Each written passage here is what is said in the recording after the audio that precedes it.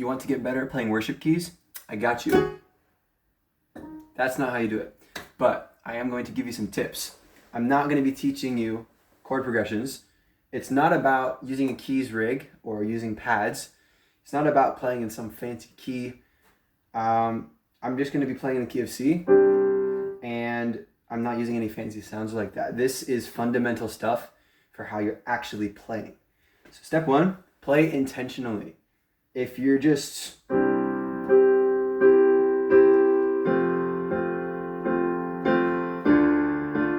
that sounds kind of boring. You're not being intentional with what you're playing.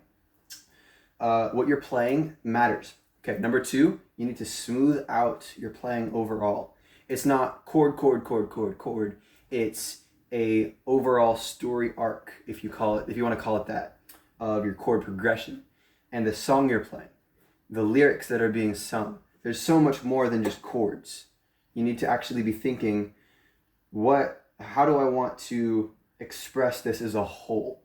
The piano is an instrument. You're trying to, and with worship keys, you're wanting to praise God, worship Him, lead others to do the same. And one of the ways we do that is using our instruments in like a masterful way. We're not just playing chords. Okay? So to smooth out your playing, I'm going to give you some practical tips on that. Okay? One thing you can do is common notes. Spoiler, you don't have to just play the 1, 3, 5 of the chord that is on the chord chart. You don't have to just play this.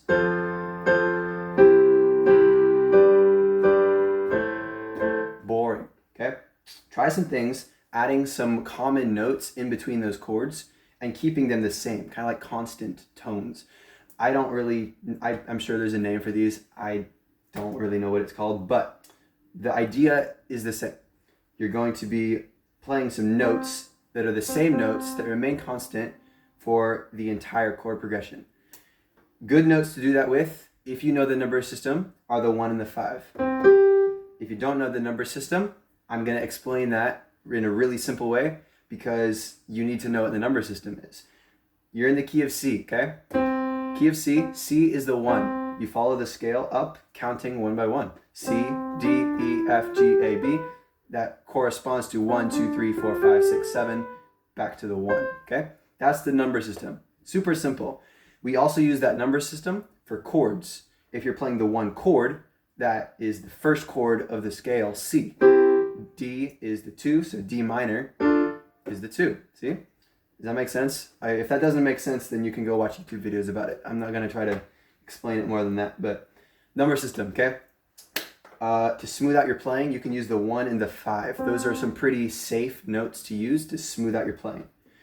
I'm going to give you a practical example of that. I'm going to play the chord progression A minor, F, C, G. I'm going to first play it just by playing the root position for all of these chords. Then I'm going to use the 1 and the 5 along with some other notes from those chords to help smooth out the sound. You'll be able to hear the difference. So listen to this.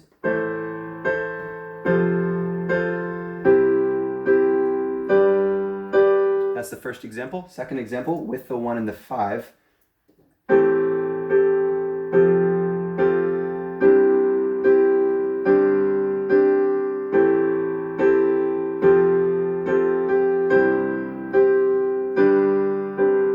See? That sounds way better. So the underlying principle that I was doing was adding, I guess sometimes you could call them pedal tones. I don't even know. But adding constant notes that are for the entire chord progression, not just for one specific chord. It helps tie it all together and glue it together in a really nice way. Okay?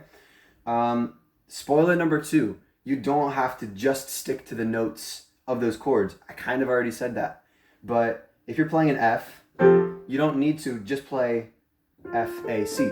You can add the 1 and the 5, like I just said. You can add other notes if it sounds good. The point is for it to sound good. You don't have to follow all these rules because if it sounds good, then it sounds good, okay? So I'm going to give you some examples of playing chords and then using a ton of other notes that don't even belong in those chords, and it'll sound good.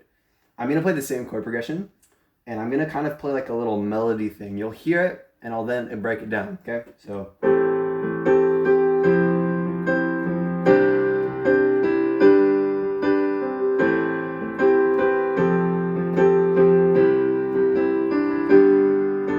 Okay?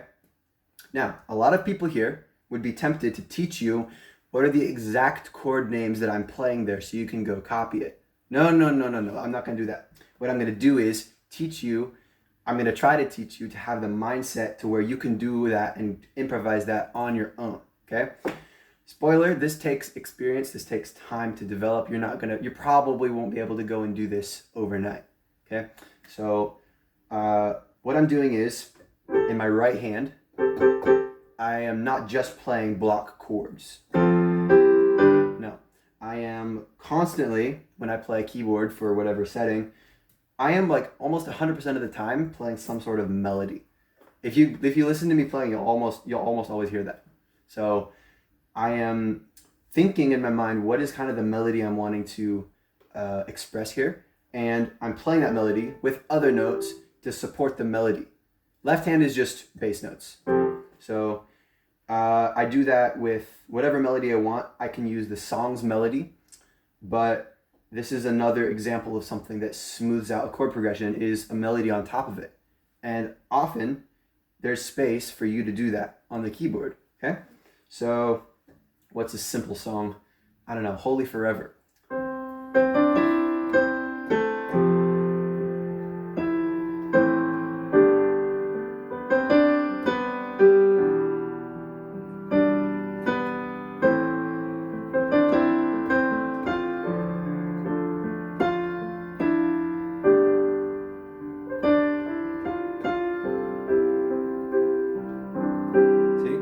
That's a melody. It ties together the chord progression really well. Played that in my right hand.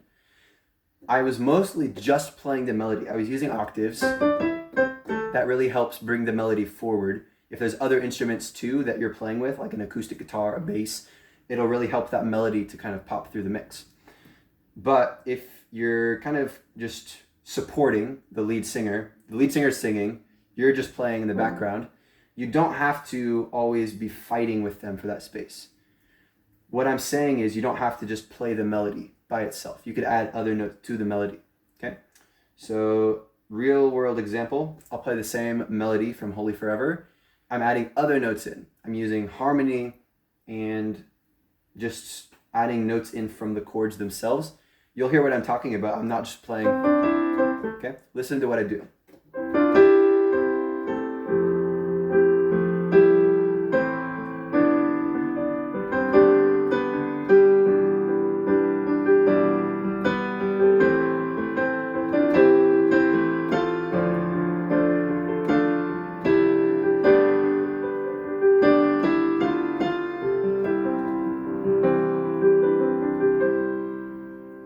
See? I'm not just playing the melody. So experiment, basically a summary of what I was just talking about. Don't just play block chords. Add in notes that are constant throughout the whole chord progression. Learn the number system, the 1 and the 5 notes in whatever key you're in. It happens to be the key of C right now. It could be a different key tomorrow. Whatever key you're in, find the 1 and the 5 using the number system, and then you can add those notes into the chords you're already playing. It's going to smoothen out your playing, and it's a good starting point for improvisation and playing all over the place and playing all kinds of things, okay? Break out of the mindset that you have to just play chords. You don't.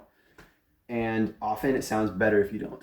So break out of that. You can add in melodies to your playing, and if you want it to pop through, if you want the melody to come to the front of the mix of other instruments, you need to make sure that it's clear, that it's not muddied up with other notes, or you can use octaves to help make it push better. If you want it to be more of a supporting melody, you can add notes in there to support that melody, and naturally when there's other instruments in the mix, it will all kind of blend together in a pleasing way, okay? So be thinking intentionally, play intentionally. Think about, what do I want to be doing here? So yeah, that is for me, that's my mindset when I play keys. I'm not looking to be the show guy all the time. That's not my goal. I am, you've heard this before, looking to worship God, lead others to do the same, worship Him with my playing, being skilled on the instruments, okay? So I'm not trying to be a distraction. I'm trying to help support the rest of the team in what they're doing. So yeah, I really hope this helps. If this helps even just one of you, it's worth it. I will hopefully continue to make more videos about this, but yeah, I thought I'd make this video really quick and share it with you guys. So yeah, there you go.